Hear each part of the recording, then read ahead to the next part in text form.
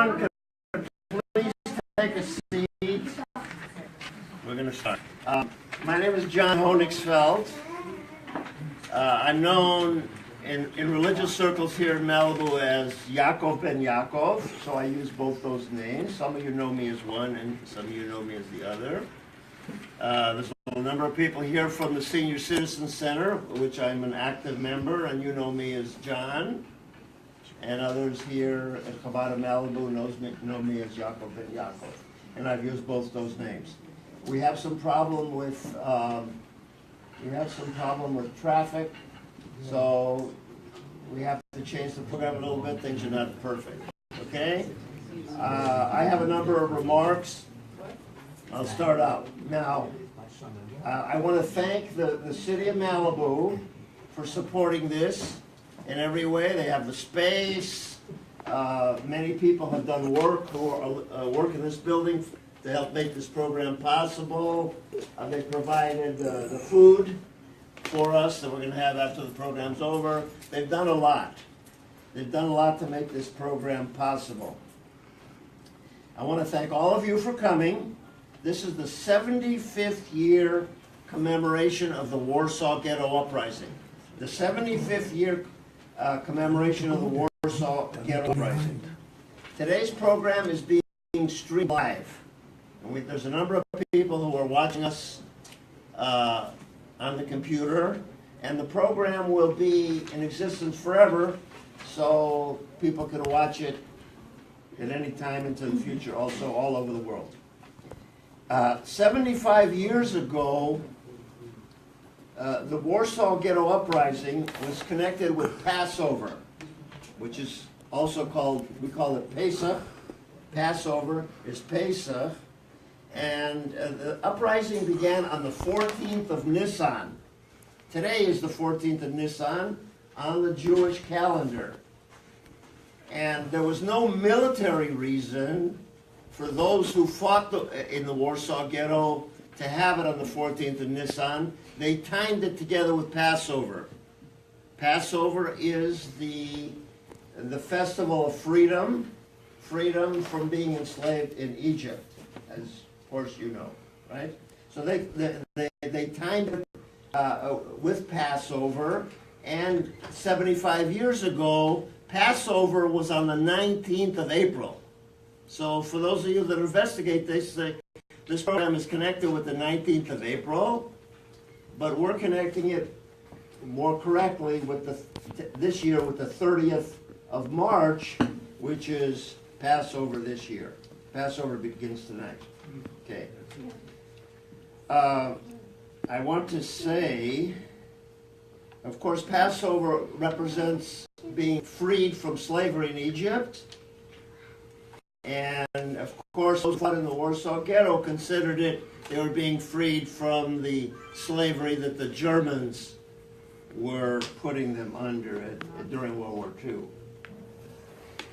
You might be interested to know that Passover is the most celebrated Jewish holiday among Jews. More Jews celebrate Passover than any of the other Jewish holidays. Okay. Now,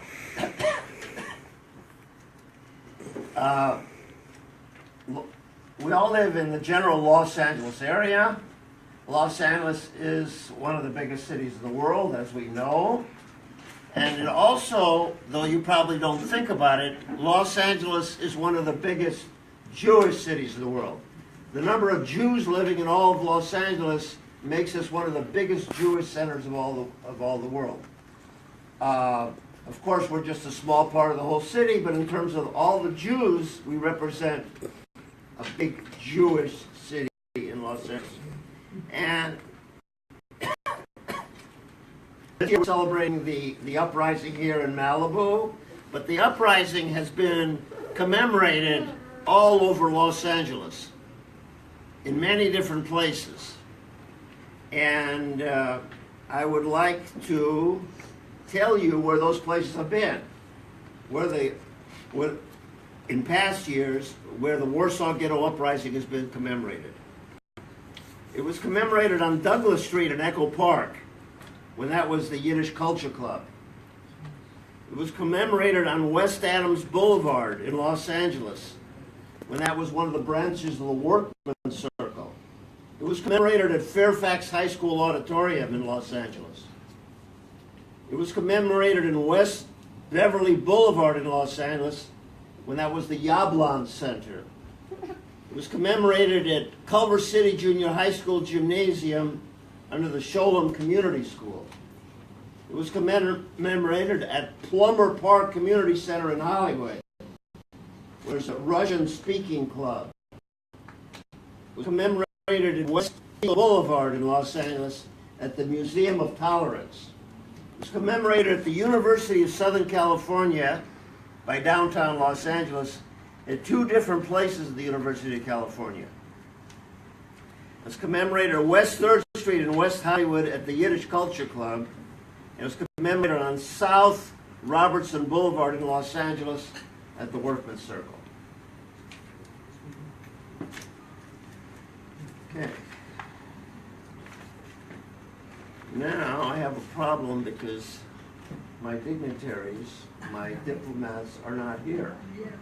And I have to introduce them, talk about Poland and Israel.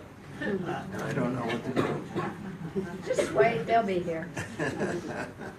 I don't know what to do, but let's pretend for the moment that the Polish representative of the Polish diplomatic corps in Los Angeles is here, and we'll talk about him as though he's here. If he comes in at the time, it'll work. If it doesn't, we'll have to come up with another plan. Okay? Now, just like Los Angeles is a gigantic Jewish city, Los Angeles is also a center of Polish Jews. Polish Jews, that means you were born in Poland, or your parents are from Poland, or your grandparents are from Poland. We have a tremendous population of Jews who come from Poland. Their families come from Poland here in Los Angeles. My mother and father were both born in Warsaw, Poland.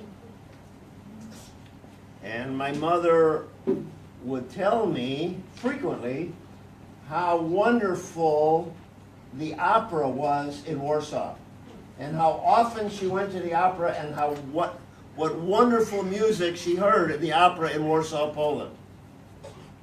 Of course, my mother never went to the opera in Los Angeles.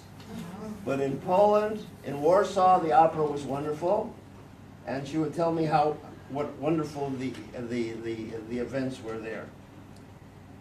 In Los Angeles, I have met many writers from Poland. I met them here in Los Angeles. Writers who lived in Warsaw, Poland, who lived in Łódź, Poland, who lived in Krakow, Poland. Krakow. And some of them were friends of mine from the Yiddish Culture Club in West Hollywood. And I knew them very well. So I happen to know from my own personal contact that Poland is a very rich cultural country, that it doesn't get credit for its rich cultural activities in Poland. Now, here. So we have to go on to Israel. My comments about Israel. Huh? It's also not here. But it doesn't matter. We'll pretend that the representatives from the Israeli Council are also here. And we'll talk to them. Right? Like, what are we going to do? Okay. Today, to Jews, Israel is the promised land. To non-Jews, Israel is the Holy Land. And to about everybody in the world, Israel is the miracle land. Now, that's today. That's today. But I want want to take you back to a time before 1948, before there was a country of Israel. And I want to talk to you about two things. One, the support, the worldwide support that Jews had for the formation of Israel. In all countries of the world, where Jews lived, in Europe, in America, South Africa, North Africa, the Middle East, in all places where Jews lived, there was tremendous Jewish support for moving to Israel, contributing money to support Israel, and to have a Jewish state in Israel. The support was every place. And among the Jews, there was no movement that was stronger than this support for having a Jewish country in Israel. Nothing was stronger. What were the two competing factors that competed with the formation of Israel among Jews? Socialism and communism, right? Those are the two competing ideas among Jews, and they were the number of Jews that believed in those that supported those things was much smaller. Support for Israel was by far the most gigantic single factor of support. And I want to give you two examples that support that. Okay, my first example is in the middle of World War II in the Lodz Ghetto, in Lodz, Poland. Lodz is one of the largest cities in Poland, the most industrialized city in all Poland. Many hundreds of thousands of Jews live there, and the Germans locked up the Jews in a ghetto, in the Lodz Ghetto. And in the Lodz Ghetto, they gave the youth a small amount of space, a few acres, to have youthful activities. Now, under conditions of extreme hunger, almost no food whatsoever, the young Jews there, they danced the hora, they sang songs in Hebrew, and they learned how to grow trees and plant trees in preparation to moving to Israel after what they hoped would be after the war was over. The second example is right here in America. In America, in the important year 1948. 1948 is the year in which the world decided whether to form a Jewish state in Israel or not. And here in America, young Jews formed clubs in support of it. The clubs, Jews contributed a vast amount of money for the formation of the state of Israel. And what seemed to be most important, that turned out to be most important, was the letter writing campaign to Washington, D.C.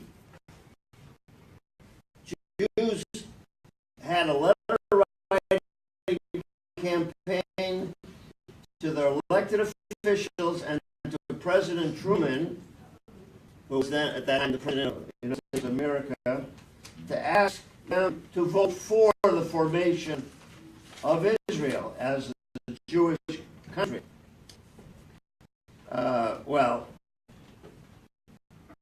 America did vote for Israel as a formation. We know that. But this letter writing campaign by Jews in America was the strongest letter writing campaign in the history of the United States of America. There had never been anything like it before. So I want you to know that. Okay. Now, I see you are Mr. Zarski? Yes, correct. Perfect. And you pronounce your first name as? Ignacy. Ignacy. This is Ignacy Zarski from the Polish consulate here in Los Angeles. And just before you came in, I said some words about Poland. So if you would honor us with, didn't go perfectly, but if you would honor us with, Of course. and we're on Facebook Live, I want you to know, so this is being recorded Hello, and everyone. sent I out to the world. really regret that I didn't hear the words about Poland. I'm terribly sorry that I'm late. My GPS let me down. It was showing that I will be here at 11:45. I was here half an hour later. I'm terribly sorry. First of all, thank you very much, City of Malibu, for organizing this event and having me here, especially because I was born in Warsaw and Warsaw is my city. So those commemorations are really close to my heart. Ladies and gentlemen, distinguished guests, on April 19th, 2018, 54 sirens in the city of Warsaw, as well as a dozen church bells, will announce the 75th anniversary of the Warsaw Ghetto uprising of 1943. Pedestrian and road traffic in the city will stop for 1 minute and stand still. This is the way we are traditionally commemorating our national tragedies. September 1st, when Germany offered the date of the Warsaw uprising of 1944. As you can see, all those three dates, September 1st, August 1st, and April 19th, are connected with World War II, which is rightfully indeed considered by the Poles as the biggest tragedy in our nation's turbulent history. Ladies and gentlemen, we are gathered here to honor the fallen during the Warsaw Ghetto uprising. But this uprising was not the only military effort of the Polish Jews during the World War II, and I think it's right to remind people forget about this. It was not only the Warsaw Ghetto uprising which involved the military effort of the Jews, because it is estimated that around 10% of the Polish army in 1939, when the war started, consisted of the Polish Jews, including Brigadier General Wilhelm Orlik-Rykena and Bernard Mond. It was around 100,000 soldiers. And this 10% of Polish Jewry in the pre-war. During the war, they fought alongside with their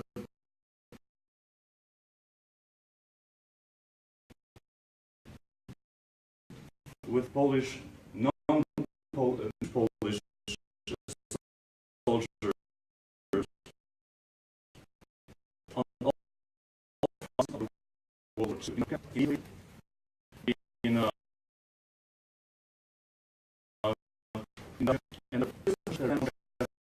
And the infamous battle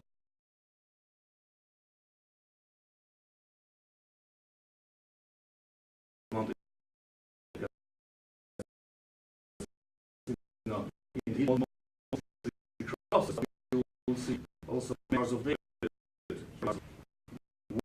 When it was called the Second Corps, it had more or less 4,000 Jewish soldiers, Polish Jewish soldiers, and a couple hundreds of them deserted the army, but with the army leadership consent to later create the state of Israel. And one of those soldiers was Mieczysław Biegel, or Menahem Begin, the future Israeli prime minister. Some of the soldiers, Polish Jewish soldiers who remained in Poland during the war, formed the Jewish Military Union. It was as early as in November 1939, so right after Poland's capitulation. And this organization, Jewish Military Union, carried out many military operations in Nazi-occupied Poland, in many cities and towns, including attacking the restaurant Nur für Deutsche, only for Germans in Krakow, and killing 20 Around 400 of the Jewish community took part also in the Warsaw Ghetto uprising. But the Warsaw Ghetto uprising was consisted of many different soldiers or civilians. For example, 600, it is estimated that around 600 of the militants were members of the fighting organization, the communist organization. So some of the insurgents during the Warsaw Ghetto uprising were the members of the Ghetto movement. Some of them were communists, but regardless their different political views, communist or Zionists or other, they all shared the same tragic fate.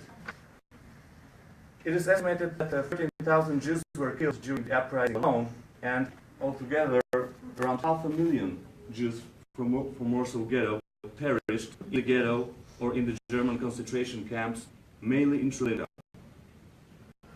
The Warsaw Ghetto was different than other uprisings because the insurgents did not have any strategic military aims. They knew that they were going to die, but they wanted to die fighting. The Polish nation, the Polish state, honored their bravery. Now I'd like to briefly explain the presence of paper daffodil on my pin on my suit. I'm not sure you're familiar with this tradition, but one of the leaders of the Warsaw Ghetto uprising, who miraculously survived, was Marek Edelman. This is what Marek Edelman said about the Ghetto uprising, and I quote: "We knew perfectly well that we had no chance of winning. We fought simply not to allow the Germans alone to pick the time and place of our deaths. We knew we were going to die, just like all the others who were sent to Treblinka. Their death was far more heroic. We didn't know when we would take a bullet. They had to deal with certain death. It was easier to die fighting than in the gas chamber." End of quote. That's what Marek Edelman, the survivor of the Warsaw Ghetto uprising, and one of the leaders said. Thereafter the Ghetto uprising, Marek Edelman took part in the Warsaw uprising of 1944.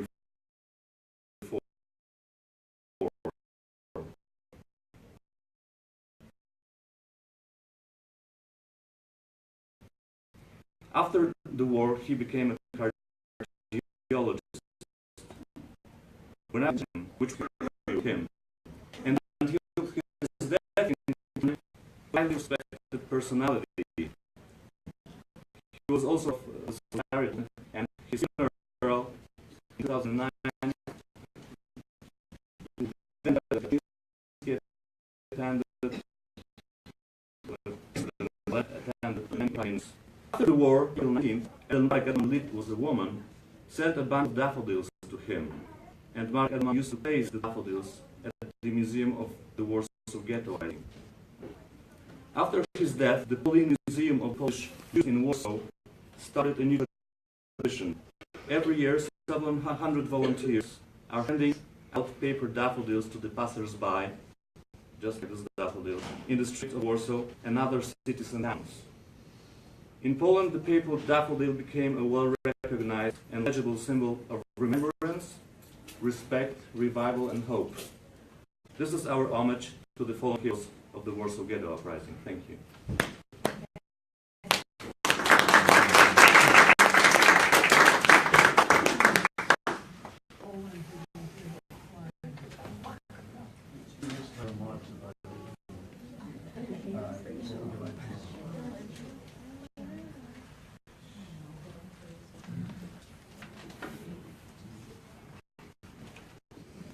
I'm Carolyn Bennett, Director of Public Affairs and Special Advisor to the Consul General. I apologize for probably running for an hour and a half. Something happened on the PCH, but we I confirm. You confirm. Yeah, Thank you very much. Well. I don't know, we went from 40 minutes to an hour and a half in about 10 minutes. So again, my deepest apologies. And I would like to recognize all of the diplomats that are here today, the city officials, all of our religious leaders, and it's always an honor to represent the State of Israel. However, on a day like today, it takes on special significance because today, Could you speak louder, please? sure, absolutely. Oh, that's right, there's no microphone. Yeah. Because today, we remember those extraordinary young people who stood up fearlessly against an unspeakable evil, an evil that still rears its head around the globe. And we remember them.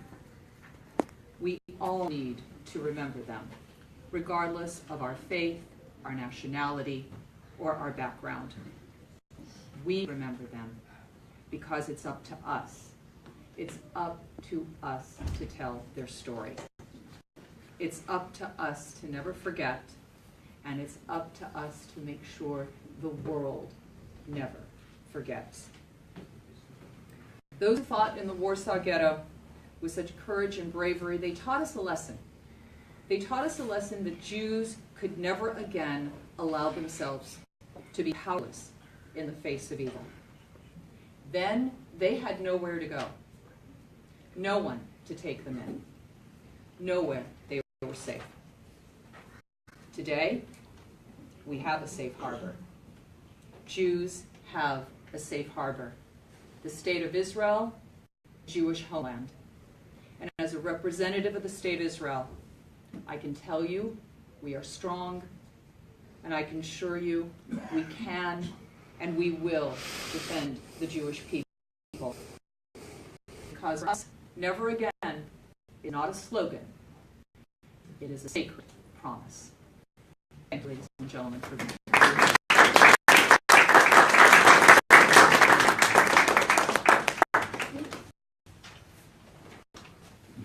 Okay, thank you so much.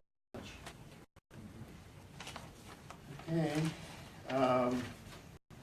now we have the state senator himself.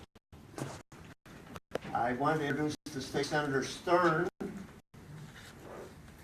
What is your first name? Henry. Yitzhak.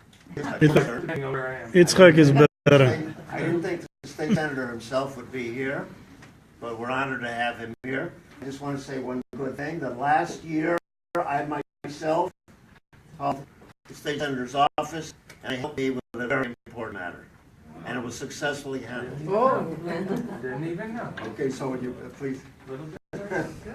Good constituent service. Hey, thank you so much for having me here today, and it's good to be home. I grew up in this community.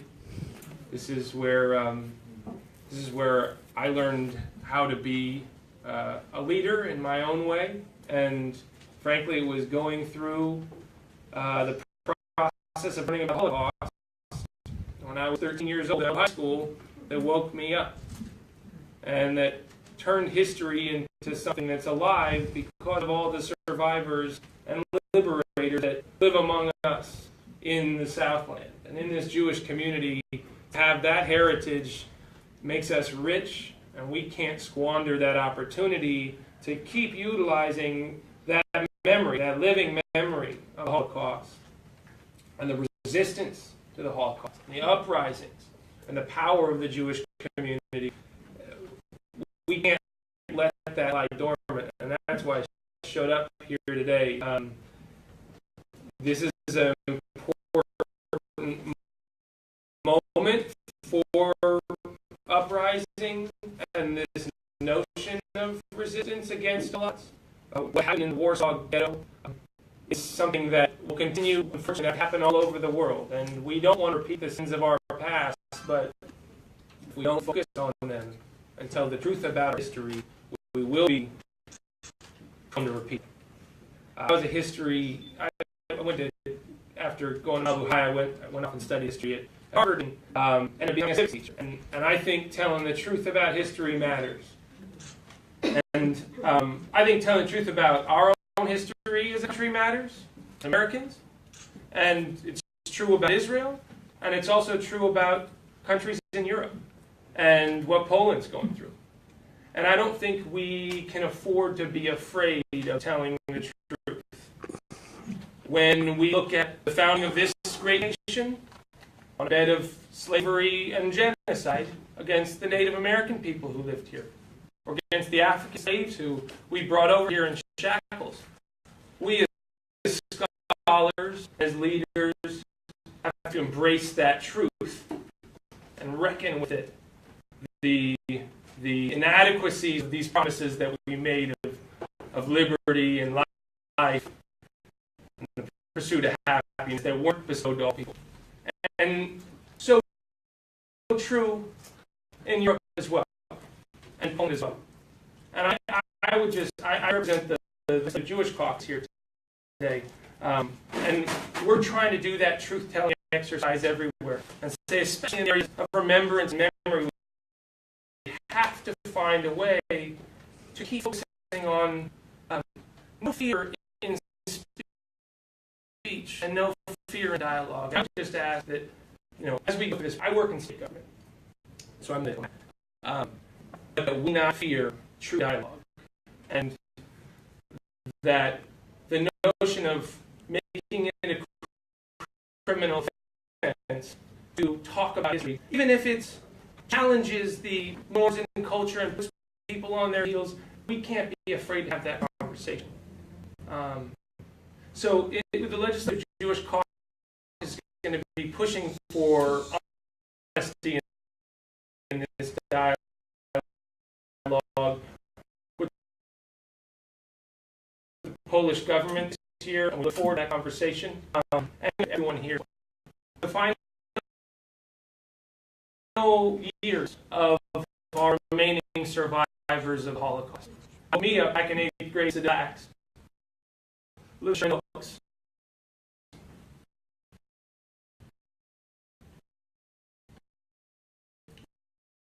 She's had her 90th. She's about to turn 91. She leads them. We did not. So I apologize for a lack of diplomacy today to talk about uncomfortable matters, but I could talk about who we're not talk about, just tell the truth. And I appreciate the song on this uprising. I think the Jews are powerful people, and it is not a story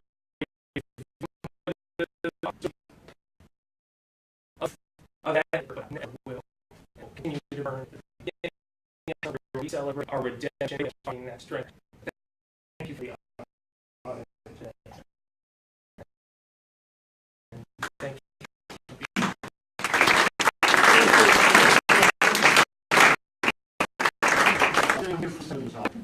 No, there is not. And no one from the city council is there. No, there is not. Okay. So we're down to our two senior citizen speakers. Hey, watch it. Honored to speak as well. Thank you, John, for asking me. Let's begin the story of the Jews in Poland between the two world wars, 1918 to 1939. During those years, Polish Jews constituted the largest Jewish community in non-communist Europe. They worshiped God, studied the Torah, and had mitzvahs as part of their daily life. The synagogues never closed and gave warmth to the poor Jew and a place to stay overnight for the passing traveler. Moving to Palestine and helping those who had already moved to Palestine had the widest possible support. The Jewish settlements in Palestine were growing and becoming self-sustaining.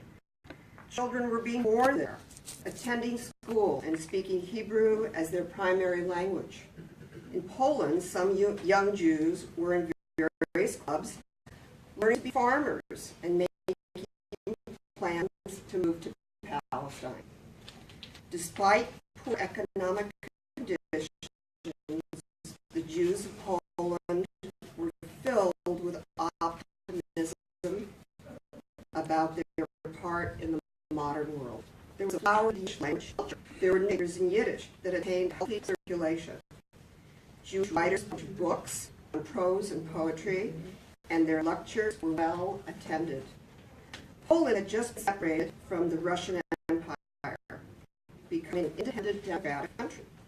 Some Jews formed a socialist political party to be part of the new Poland. This party supported Yiddish-speaking schools and sports clubs, and believed the Jews should remain in Poland.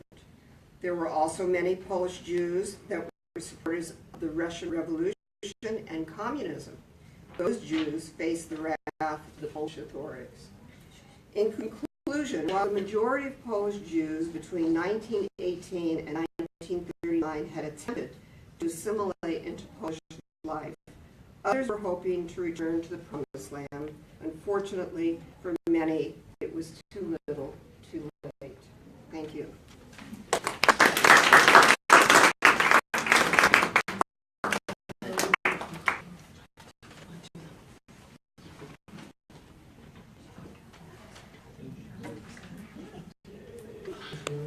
Hi, everybody. My name is Diane Carroll.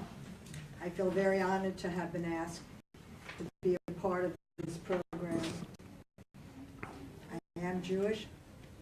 I feel very strongly in my heart for what happened at the uprising. Pardon? Okay. Usually my voice carries, and I said to John, how about a microphone? But there doesn't seem to be a microphone. Okay. Hope you can all hear me. Chava Rosenfarb survived the Lodz Ghetto as a teenage girl. During her time in the ghetto, everything she wrote was taken from her in Troy. After the war, she moved to Montreal, Canada, and wrote The Tree of Life, a novel about the ghetto, a novel in 3 volumes, containing a total of over 1,800 pages. The novel was written in Yiddish, was never written in English, and John was able to translate for us. So I will be reading some translated excerpts from her novel, The Tree of Life. The following is a letter written February 1940 from Lodz, Poland, by Dr. Michael Levin to his fiancée, Mirela. Yes, my dearest Mirela, the Jews of Lodz are going into a ghetto. Now, according to a plan that the German chief of police, together with his council of German officers, put together with such effort, each hour 300 Jews must be prepared to march, only bringing along clothing and family keepsakes that can be carried without the use of special transport. The apartments being left behind, of course, must be left in the best possible condition. The windows closed, the doors locked. There was even a plan for the keys. The keys must be left with the apartment manager or with a German official. In one word, this was a congenial plan, a perfect work of precision and forethought that only logical from these officers could be constructed. In order to make the impossible possible, namely moving 250,000 Jews into the living area Balut, into which I don't even know if 1/10 of them could fit in there. This plan had, however, one disadvantage, Mirela. Its implementation would require weeks, maybe months. But Herr Straffer and his council are not among the men who stick to a plan just because it's congenial and precise. Rather, they have the elasticity to needs of the moment. So they took up the unforeseen and scrapped that plan yesterday. Tomorrow, all roads must be free of Jews. And so, Mirela, here's the story. Rachel, a young girl, is walking uphill. Thousands of shoes with mud stuck to them are clapping and sliding in a monotone rhythm.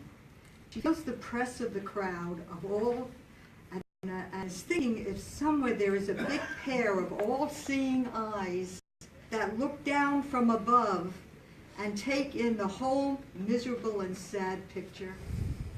A pair of eyes that see how people go forward in history and are marched back into a ghetto.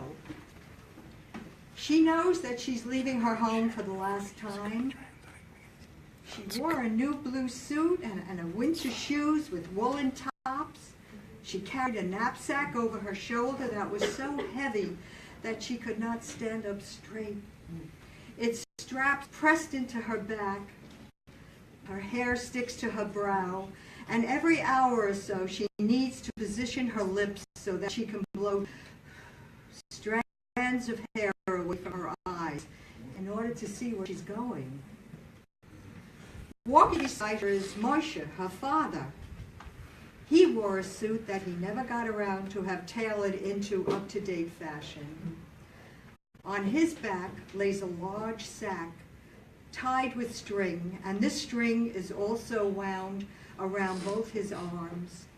Both of them, Rachel and Moshe together, carry a pack of bedding, and in their free hand each carries a basket filled with dishes and silverware. Can we all just imagine this march?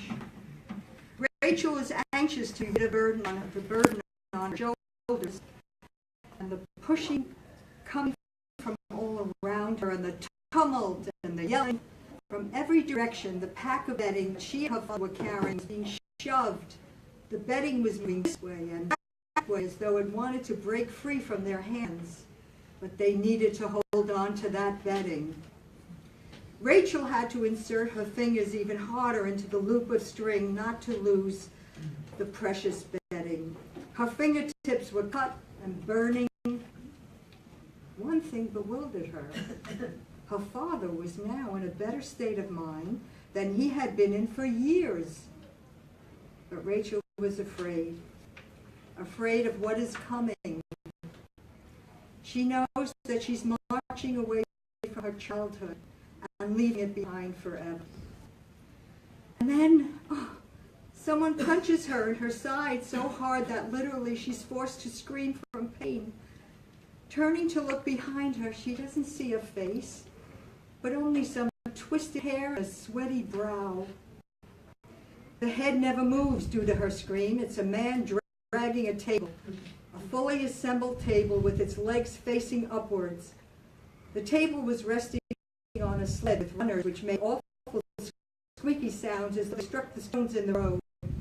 Around the legs of the table, bound with string, were packs, sacks, and bedding, and on the top of this heap, fenced in by scrapbooks, was a little girl, just a little girl, wearing and holding all the clothing that she owned, her eyes so wide with fear. Such a sad, sad, sad sight, Rachel thought. Moshe feels an inner strength now. Once he and Rachel arrive in Malibu, he's able to secure only a small area within a room. God, can we imagine this? Shared by many, many people in this little tiny area. It does have a window, and for that, he's very grateful. Moshe also finds that he has the physical strength to help build the wall around the ghetto. And for this work, he would receive a few shoveled potatoes every day. With only this as their only sustenance, he could barely keep and pray he could keep himself and Rachel alive. And so their life in the ghetto begins with the one goal to survive one day at a time.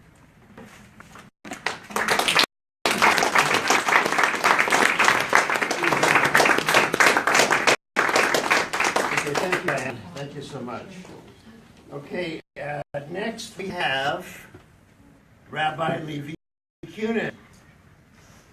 Rabbi Levi Kunin is my rabbi. rabbi at Chabad Malibu, and in fact, He's the best rabbi. He created and built Chabad Malibu himself.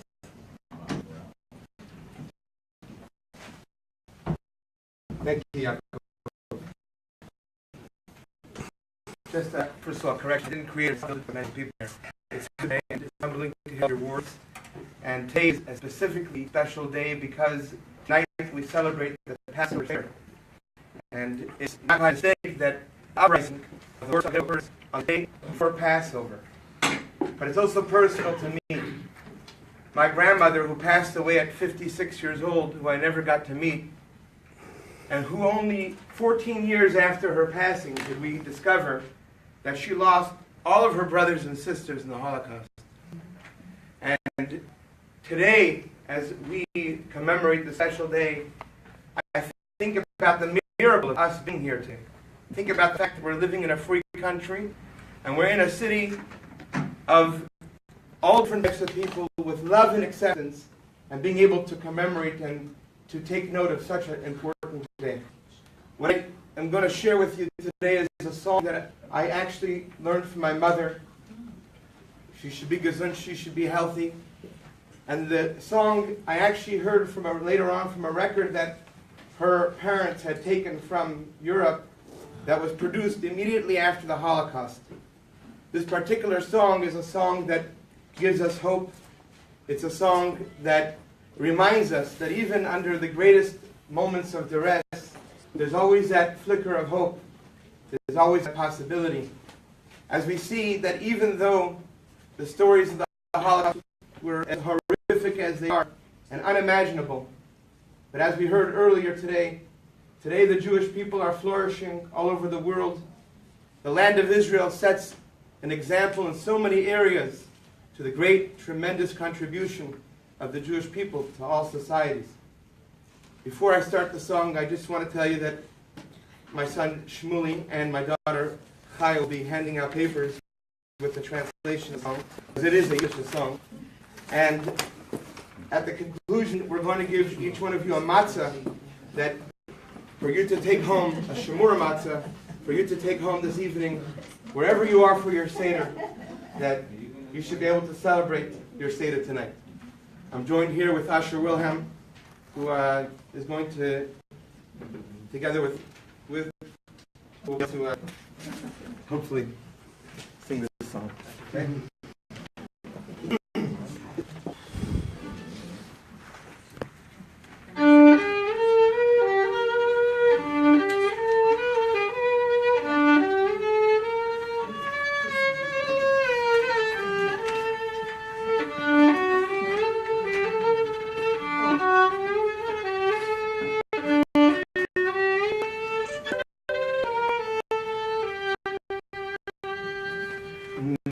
Der Zebun fleckt am Eisele und der Zere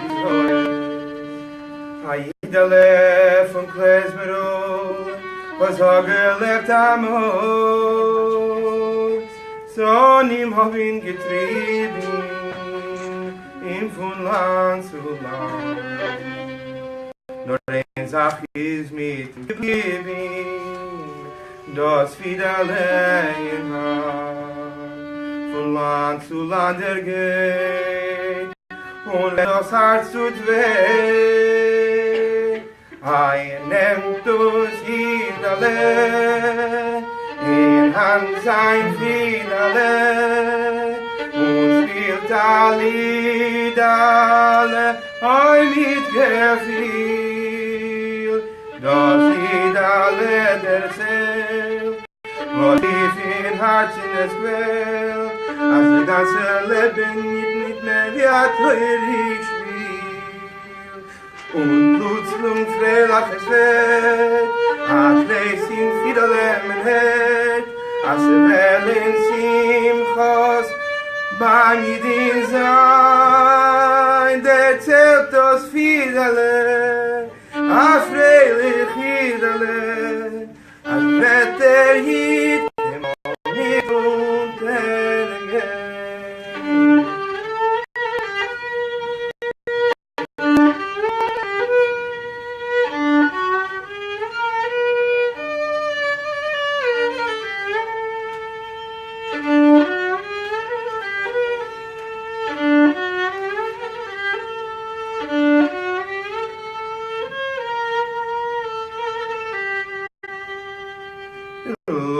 seht ins Meitele, wie hat das vorgestellt. Als kommen wird Mashiachen und Ratte in der Welt, bis Zeno hegeneinu, beshuchot wenn wird kommen unser Goyel und uns seine Freude. Bechoyoim achakeloi, bechoyoim sheyavoi, einem tos vidale, in Hand sein vidale, und spielt alidale, oi nicht gefiel. Das Idale erzählt, was tief in Herzen es quält, als kommt Moschiach schon, da zu in der Welt.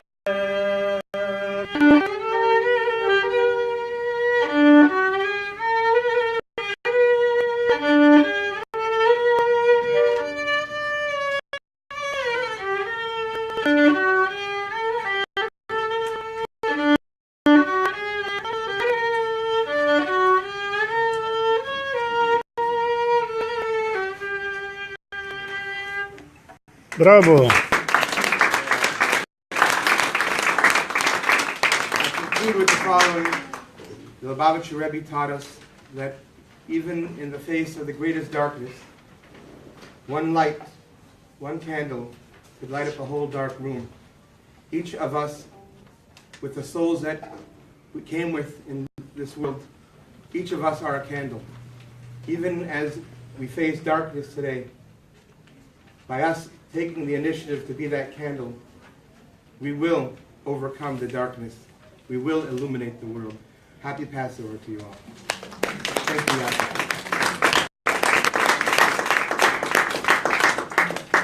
Thank you, Levy. Okay, now we have Marcelo Gitlin from the Malibu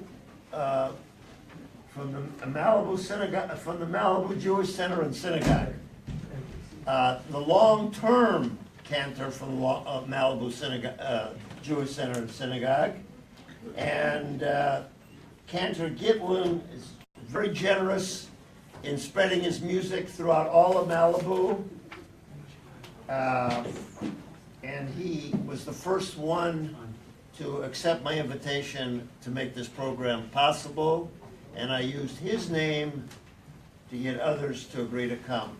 So he was extremely, he didn't know that, he was extremely important in the whole process. Thank you so much. Thank you. You know, I feel so proud that we can do this here in Malibu. Tonight is Passover, so I am thinking of, I'm sure everybody's thinking of, when we have a celebration, all the people that are no longer with us, right? In any celebration. So I was thinking about my Bobe, my grandmother, and she sang this lullaby to me. Oifem pripeci, venta fire, unistu viseis, under rebellen, kleine Kinderlef, dem Alef meis, under rebellen, kleine Kinderlef, dem Alef meis, Herrsche Kinderlef, Gedenkstätte Eiere, wo sich lernt dort, solche noch einmal und Tage noch einmal, kommen alle vor. On those times there wasn't, iPod or cell phone, right, to learn. So they just repeat and repeat with me, child. And they took the Rebbe, took his finger and he dipped it in honey and he was writing the Aleph, right, with the honey. And that's, we talk about the love that was transmitted from one generation to another. And she said, Zoche noch amor, Tage noch amor, come zale.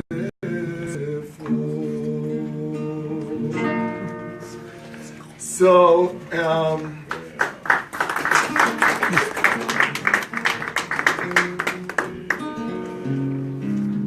so 10 years ago, I was invited by the Polish consulate. Did you Google me? No. Did you say like yes, like you know?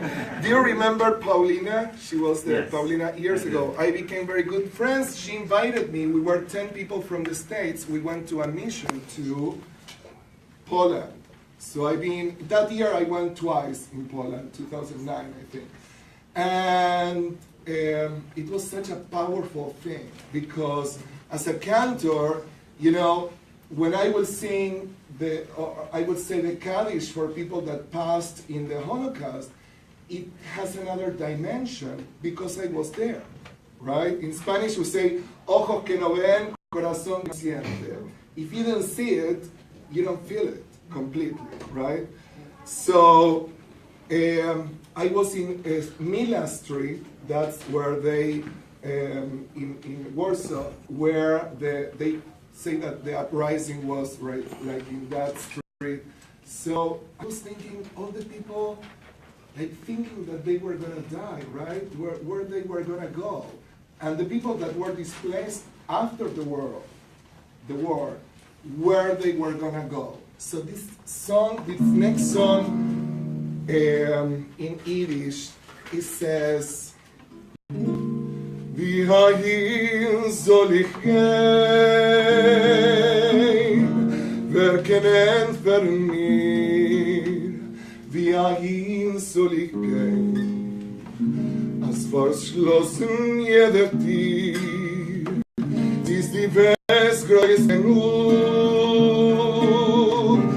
nur vor mir ist es klein,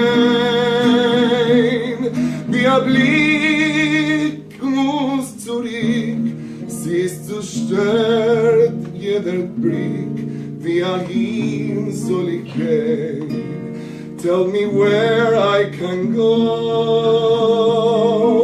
There's no place I can see. Where to go, where to go. Every door is closed to me. To the left, to the right. It's the same in every land. There's nowhere to go, and it's me who should know. Would you please understand?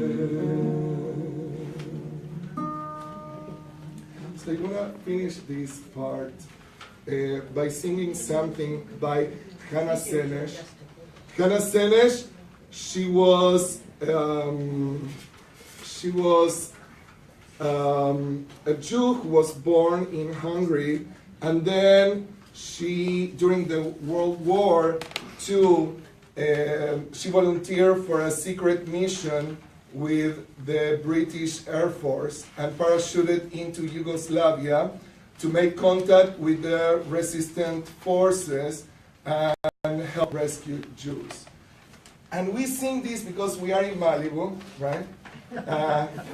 That always comes up. We are in Malibu, and we sing this every summer when we do Shabbat on the beach, and I want to share it with you.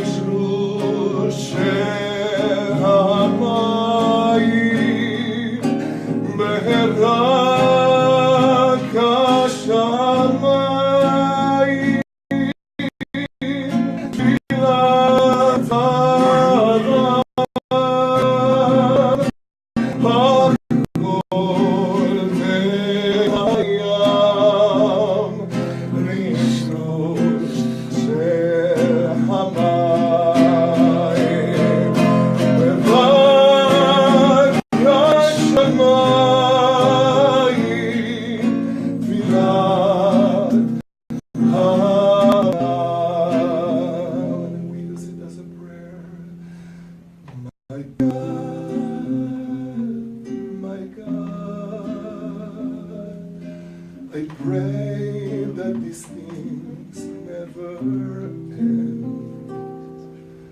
The sand and the sea, the rush of the waters, the crush of the heavens, the prayer of the heart, the sand and the sea, the rush of the waters, the rush of the heavens, the prayer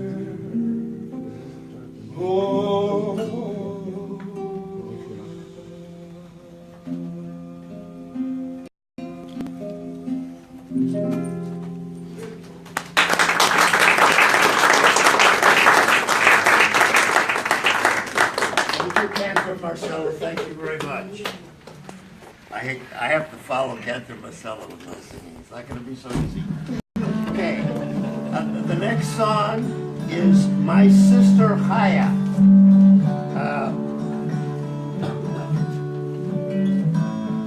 No? Hold on. The next song is My Sister Chaya. Chaya is a 10-year-old girl in Poland. Every morning, her mother leaves for work before the sun comes up. So Chaya has to take care of her younger brothers herself, all by herself. She cleans the house, Chaya cooks the food, serves the food, combs the hair of her brothers, and sings them to sleep at night when they get tired. Chaya does everything but the brothers, for the brothers, except she does not play with the brothers. A German burnt up Chaya in Treblinka death camp. Now, Benyon Heller sits in Israel and writes this song in Yiddish. He's the very last person on earth who remembers Chaya. The song is called My Sister Chaya.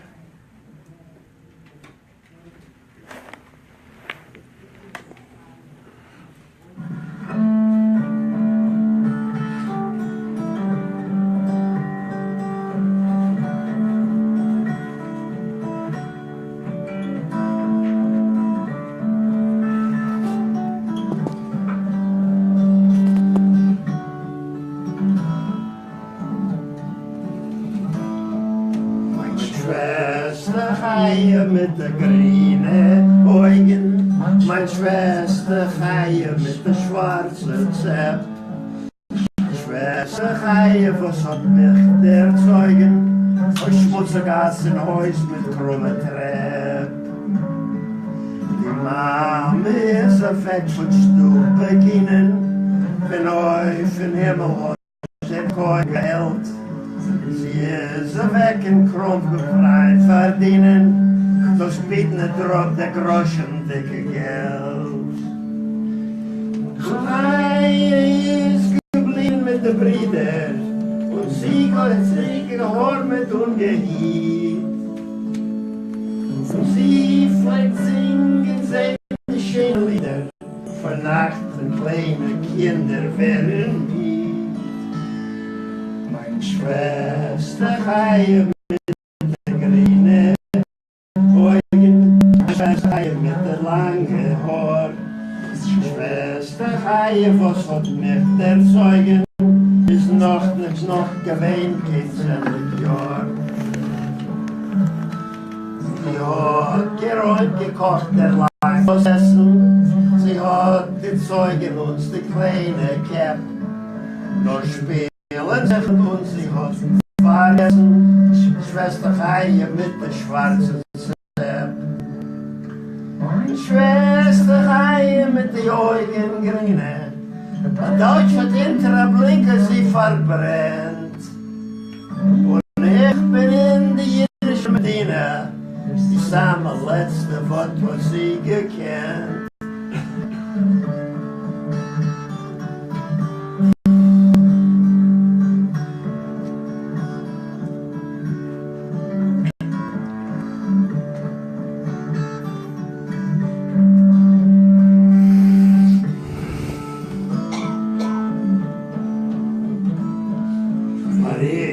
Schreib ich auf Jiddisch meine Lieder, in täglich Schreckliche von unserer Zeit. Bei Gott allein ist sie was Jechide, im Himmel sitzt sie bei seiner rechter Seite. Wir sagen auf Jiddisch meine Lieder, in täglich Schreckliche von unserer Zeit. Bei Gott allein ist sie was Jechide, im Himmel sitzt sie bei seiner rechter Seite. Hey, hey, hey, hey, hey,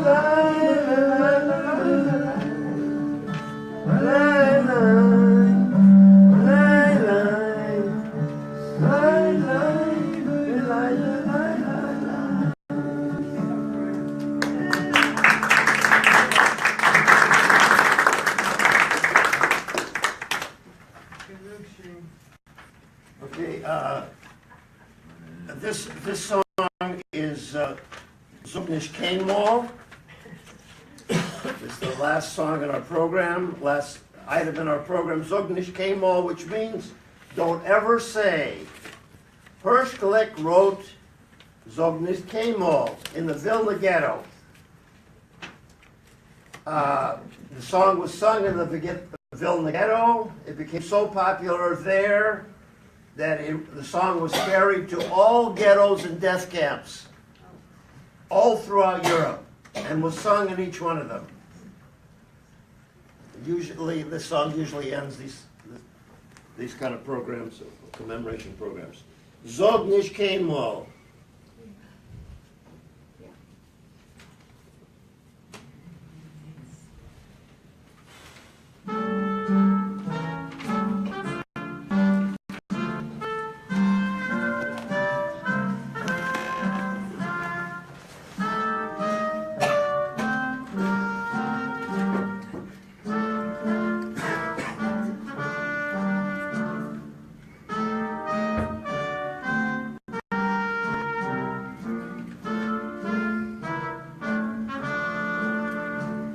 Nicht kein Mal, als du gehst am letzten Weg. Himmeln bleien verstellen neue Tag. Kommen wird noch unser ausgebänkte Show. Es wird der Poit und unser Trott, wir seien dort.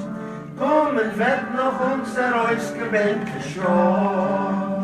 Es wird der Poit und unser Trott, wir seien dort.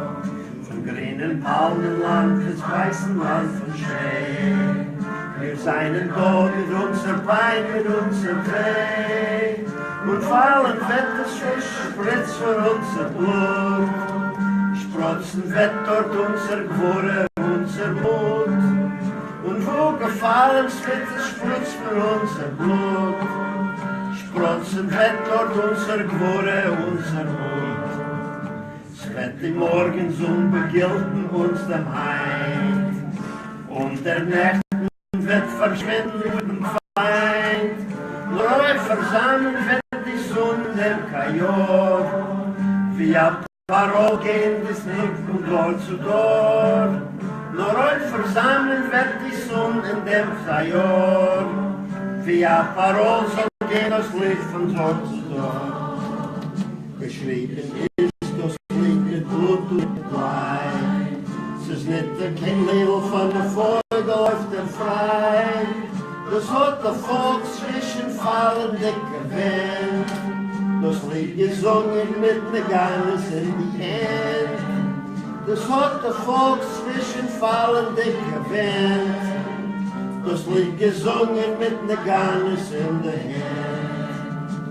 Sag nicht kein Mal, als du gehst zum letzten Weg.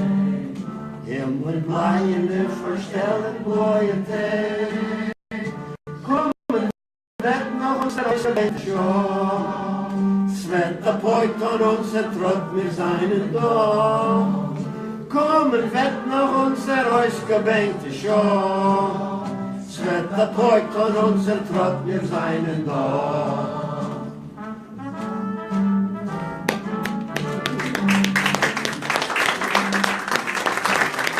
You did it.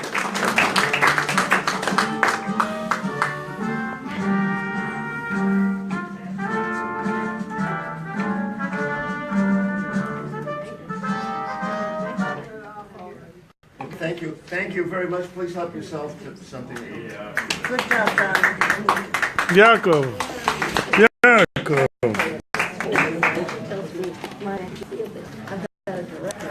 Levi.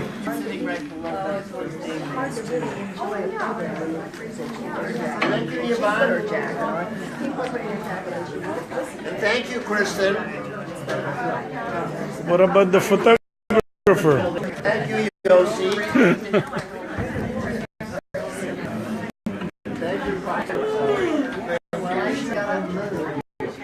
Are you guys gonna be tonight?